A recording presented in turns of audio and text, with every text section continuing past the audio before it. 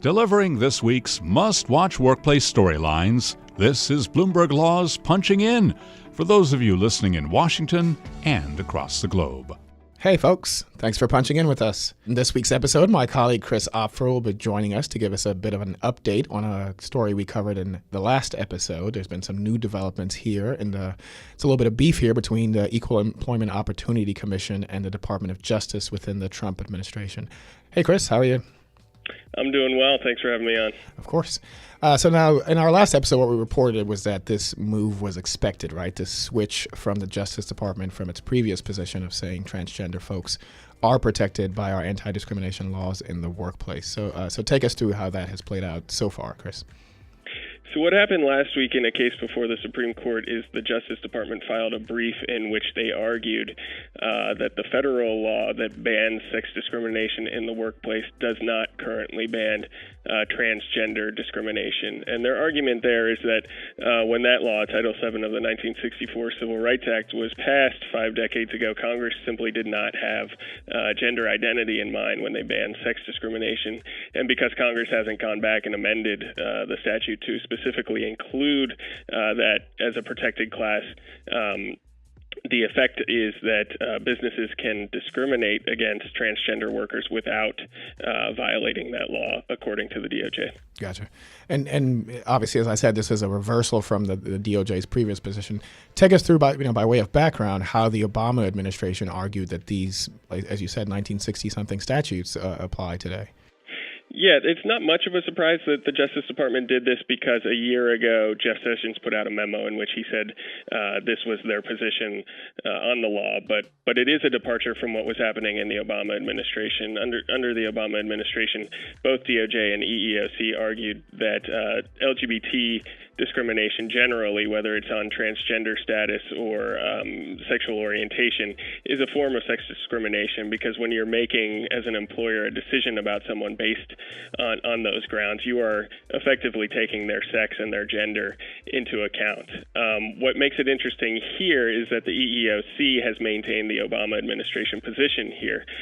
So you've got two arms of the Trump administration sort of on both sides of the coin here on this controversial issue that's getting a lot of attention, certainly in various circles. Right, and we have seen this administration, the DOJ, switch its position on a couple other issues, including a voting rights case. But tell us how in this particular instance, given that there's a split within the federal Trump government itself between two different agencies, how's that going to play out in different cases? Yeah, what's unique here is that the case that's before the Supreme Court right now is a case that was originally brought by the EEOC. The EEOC sued a Michigan funeral home that fired one of their workers after she announced to her boss that she was going to be transitioning to a female. And they won. They convinced the Sixth Circuit Court of Appeals to become the first federal court of appeals in the country to find that transgender discrimination is a form of sex discrimination under the Title VII. But the EEOC's authority to litigate this case runs out at the appeals level. Under statute, the Justice Department has the sole authority to represent the government before the Supreme Court. So the DOJ is now running this case. They have asked the Supreme Court not to weigh in at all. They're saying that the Supreme Court should first decide what it's going to do about two other cases in which they've been asked to take up very similar questions. But what was interesting to us is that the DOJ did say, if you do take this question up, the Sixth Circuit got it wrong. Yeah, gotcha. And so obviously it seems like the judicial branch, at least, is going to be kept out of the future determination by the administration here. So we'll definitely be following things in Congress. There's definitely a lot of public either support or opposition on both sides of this issue, at least. So we'll see if any legislation does get taken up sometime in the future. Thanks for joining us, Chris. All right, thanks. Our next and last item today takes us to the midterm elections. It's almost hard to fathom. Those are now just 9 or 10 days away. But essentially, these elections are very important to labor space because of Congress's oversight power. Right now, of course, what everyone is talking about is that the House and or Senate might flip to Democrat control. And what that means is that that party will now have the power to draw in President Trump's picks to different agency heads at DOL, EEOC, National Labor Relations Board, et cetera.